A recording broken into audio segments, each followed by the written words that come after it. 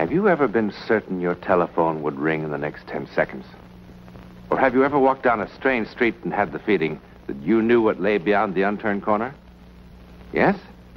Then you've had a brief encounter with the world of the unknown. You are ready for the actual human experience that follows.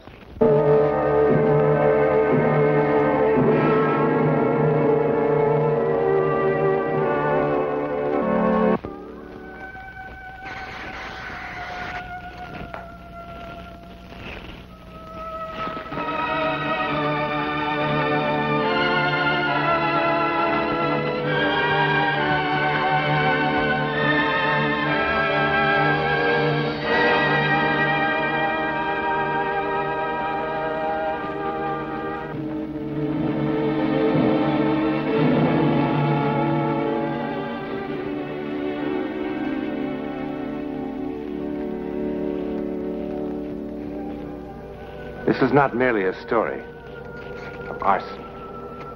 They will put this fire out in time. No one will be hurt. But she who started the fire, what about her? You saw her face. She is not merely an arsonist. Look at her again.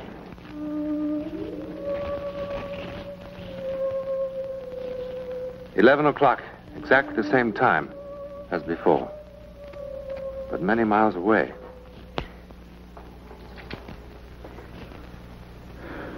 Bill, I'm going to be perfectly frank with you. I don't know what causes these fevers. They seem to be malaria, the way they come and go, but they're not quite like it.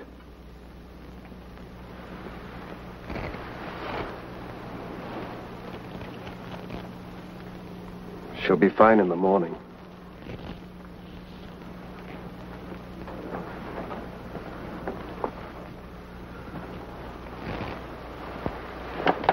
That's the way it's been. In the morning.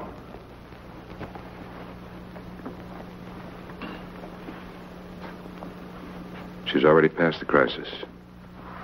When did the fever come on? Around 10. Inside of 15 minutes, it shot up to 103. It's the fourth time this year. I just don't know.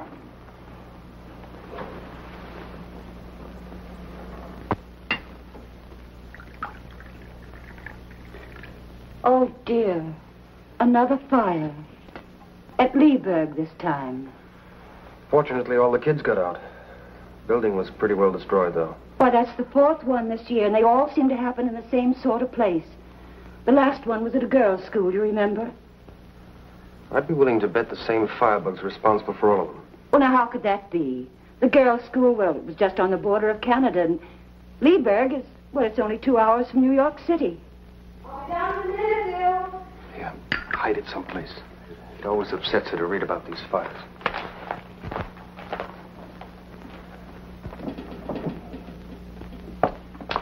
Oh, good morning, Mrs. Farley. Good morning, darling. Good morning. You know, I don't know why it took me so long to get dressed.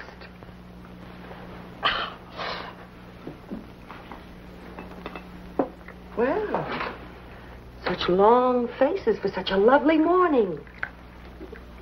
Well, you look so well. I declare I don't see how you can. Now, Mrs. Hardy, I do not want to hear another word about last night.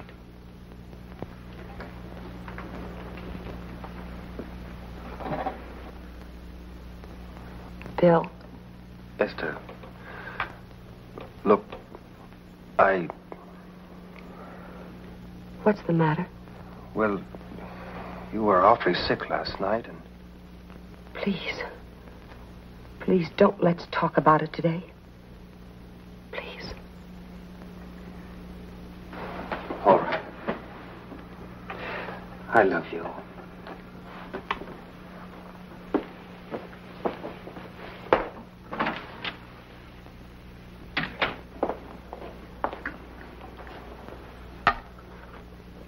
Oh, thank you. Where's the morning paper? It didn't come this morning. It always comes. What's the matter? What happened? Was there a fire last night? Now, don't upset yourself, please. What did you do with it if you burned it? No, all right. Don't you tell him I told you. And please don't let it bother you. It's no concern of yours.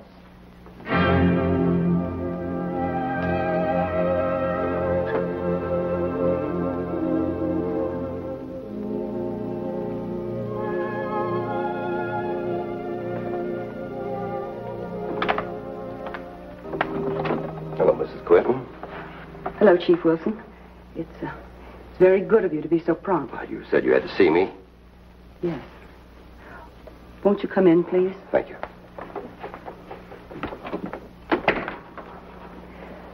Everybody's out, so we won't be disturbed.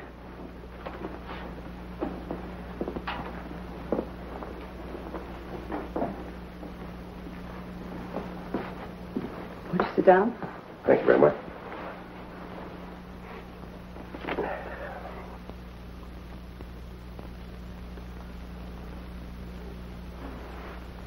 What was it you wanted to tell me, Mrs. Quentin? It's about those fires.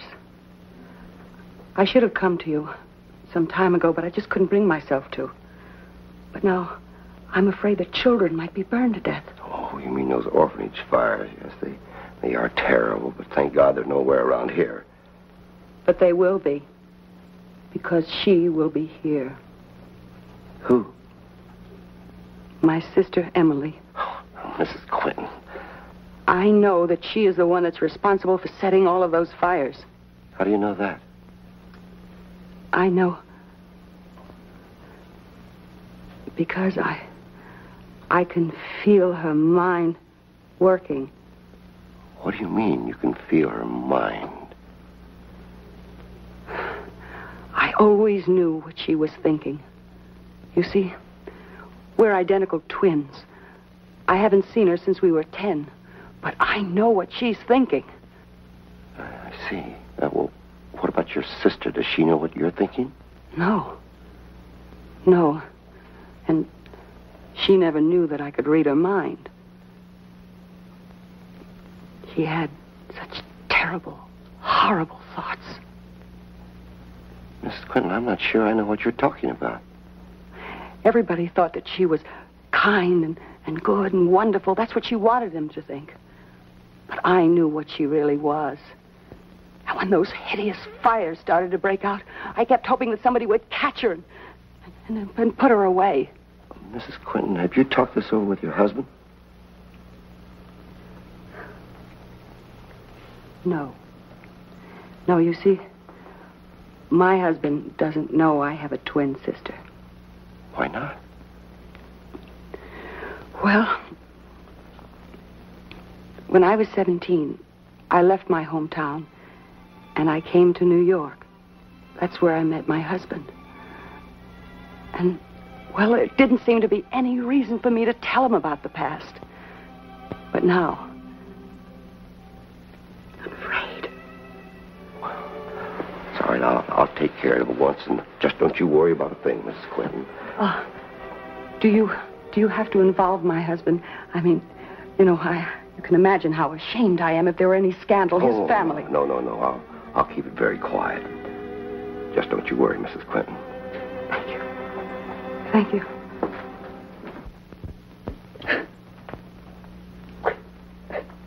Oh, Esther, please. I knew he'd go straight to you.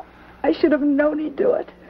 But I can't help it if he doesn't believe me. Bill, you've got to do something. You've got to do something to stop her. You must, before it's too late, you must do something. I'm sorry. I am sorry. I should have told you a long time ago. I know it. I am sorry. But Esther, we don't even know where Emily is. But she was in Leeburg last night. That's where the fire was, wasn't it? Mrs. Quentin, please, listen for a moment. If it's true that you know what your sister is thinking. If it is true, I swear to you that it is true. And working on the theory that you have a sister named Emily. You don't believe that? Well, it's hard to believe. You've never mentioned her before.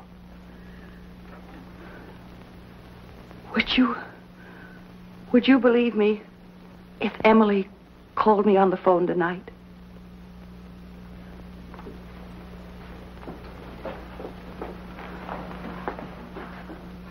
I can will her to call me. What? I can will her to call me.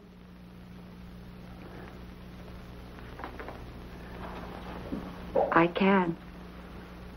If you can do that, then will her to stop setting fires. But I can't do that, Dr. Parks. Don't you think I have tried? Don't you think I've really tried?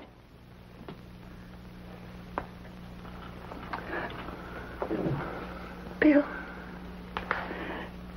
you don't believe a word I've said, do you? Well, darling, first you say that you can will her to do one thing, and then you say that you can't will her to do something else. But don't you see? I can't change what she really is. Emily is evil, Bill. She is evil. Oh, you think that I'm all imagining this, don't you? Don't you think that? No, you're worn out from the fevers. Sometimes people get strange fancies when they're ill, isn't that right? I am not insane, Bill. Don't you understand? I'm not insane. No, I am not ill, we're and not I'm not saying insane. that, Esther. We're not saying it. Emily will call here at 10 o'clock tonight. And when she does, I want you to answer the phone, Bill. And I want you to be here, Dr. Parks and Chief Wilson. And then perhaps you'll believe me.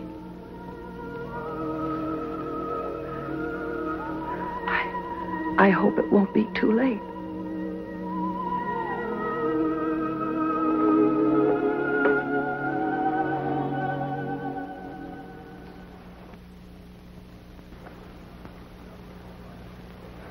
Well, if it's all right, I'll be going along then.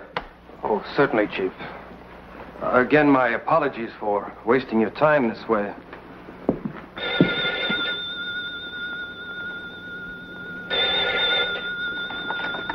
Hello? Hello? Gate, what? Gainestown, New York calling. What? Yes, this is the Quentin residence. Hello? Hello? This is William Quentin. Esther's upstairs. Who's calling, please? Emily Harkness. Can you wait a second, please? I'll get Esther. Hello?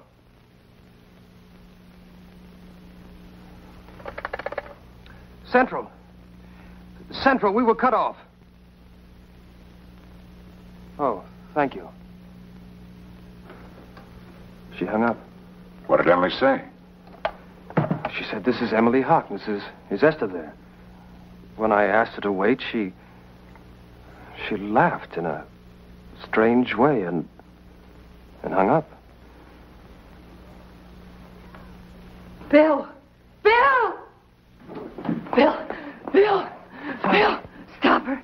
Stop her. She started another fire Esther, again. darling, we just spoke to her on the phone. No, it's a convent school this time. It's in the back. It's spreading all through the building. We just Stop her. Listen to me. We just... Leave her again, Bill. Take her upstairs. Vernie, stop her. Vernie, stop. Stop.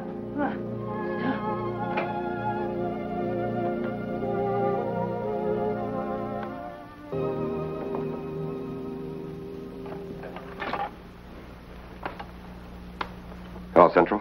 Chief Wilson. I'd like to make a long-distance call. Gainestown, New York. The police station, please hurry.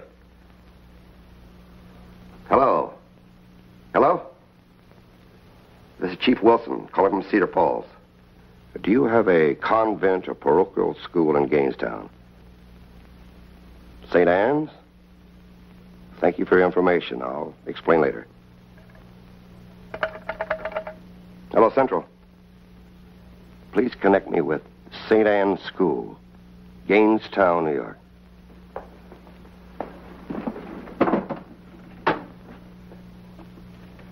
Hello, St. Anne's School? Yes, this is Sister Agatha speaking. Cedar Falls? Police chief? No, I wasn't asleep. What can I do for you, sir? Have you had a fire there this evening? A fire? Certainly not. Wait just a minute.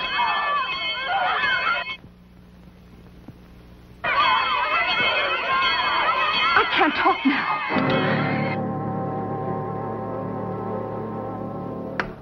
What happened? There is a fire. I heard the people yelling. I heard the bells. I'm going to get action on this right now.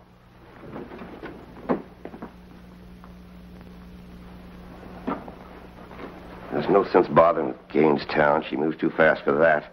She must live somewhere. Your wife said she hadn't heard or seen her for some time, but other people have. Where did Mrs. Quinton used to live? Waterville. She was raised in the orphanage there. I'm off there right now. Bill, please tell me the truth. Did anything happen last night that was bad? I mean, I'm not talking about the phone call from Emily. Everything's all right. Try to eat something, dear. I'll try. Mr. Quentin, Chief Wilson. Oh, yes. Esther.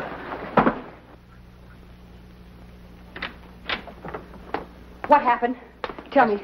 Did you find her? Did you find her? Darling, this is a business matter. Let me No. handle it. Mrs. Quinton should hear this, too. I just got back from Waterville. Had a long talk with the superintendent of the orphanage there. Go on. Mrs. Quinton did have a twin sister, Emily, all right. They shared a room together when they were kids. When they were 10 years old, there was a fire in that room. Emily died in that fire. She didn't. I tell you, she didn't. She didn't die. She didn't. I'm telling you that she didn't. No, she didn't. No. Bill, listen. Now, you talked with Emily on the phone. And Dr. Parks, you heard him. And so did Chief Wilson. Now, you can't deny that, either of you. Can you? You can't. You just can't deny that you heard them. And wouldn't I have known if my very own sister were burned to death in a fire? Esther, darling, for heaven's sake.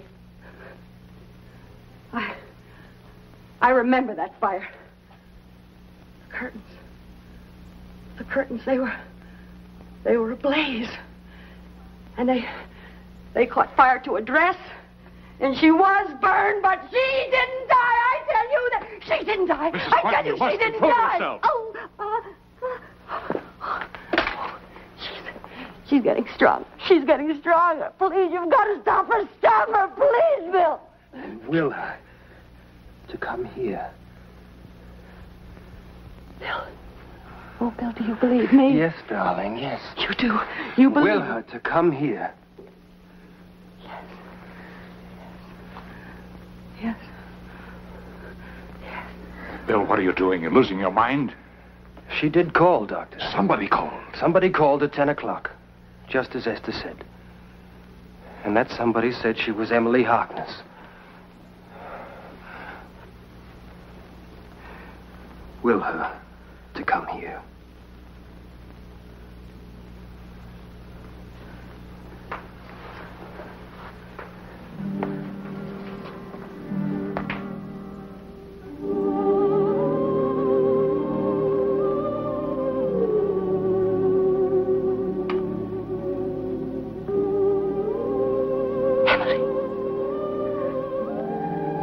Emily, take the train tonight. Emily. The train. I'm sorry I kept you waiting. How's Mrs. Quinn? She'll be all right. Once we find Emily and put her away. But I told you that I don't Emily... care what you told me. Emily Harkness did call here last night, and there was a fire in Gainestown. The superintendent in Waterville must have made a mistake in the records. It wasn't a matter of just checking the records. The man was there at the time. He remembers the girls well. He remembers what happened. So does my wife. She said that her sister did not die in the fire, and I believe her. I didn't just check with the superintendent. I checked with 3 other people who were there at the time. They said that Emily was a sweet, lovable girl. And that her sister, your wife, was insanely jealous of her. They didn't say that Mrs. Quentin started the fire. It may have been an accident. May have been an accident. What are you trying to say? All I'm trying to say is, after it happened, Esther went into a high fever. She was out of her head for quite some time. After she got over it, she never mentioned her sister again. The folks at the orphanage thought it was better that way. I prefer to believe what I heard last night with my own ears. Good night, Chief.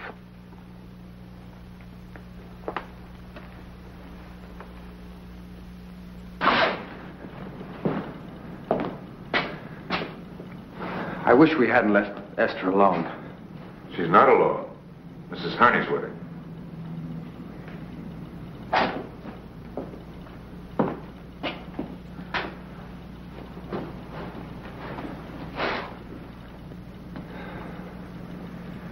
It's warm in here. There it is.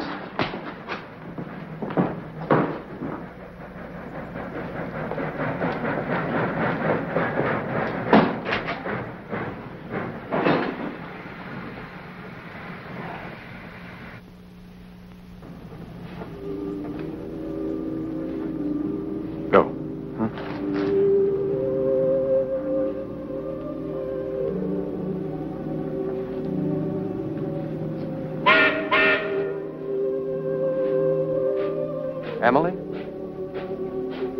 Emily?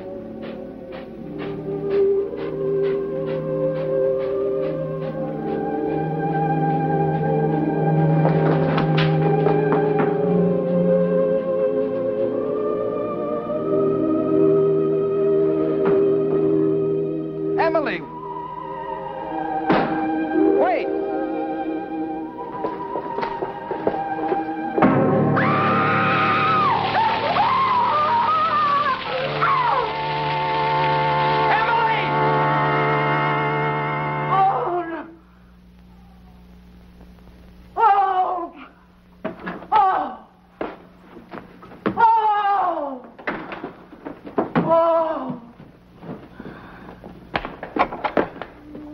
Esther?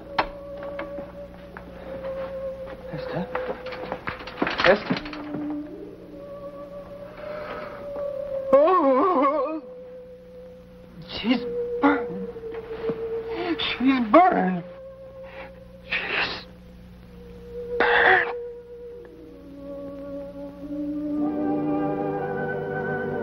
The phenomenon of bilocation, the power which enables a person to be in 2 places at once, has been reported many times. In a sense, the one entity becomes 2. The second is sometimes called the etheric double. In this instance, Esther Quentin may have been subconsciously aware of the truth, that the evil Emily was actually her other self, and so deliberately consigned both entities to the flames.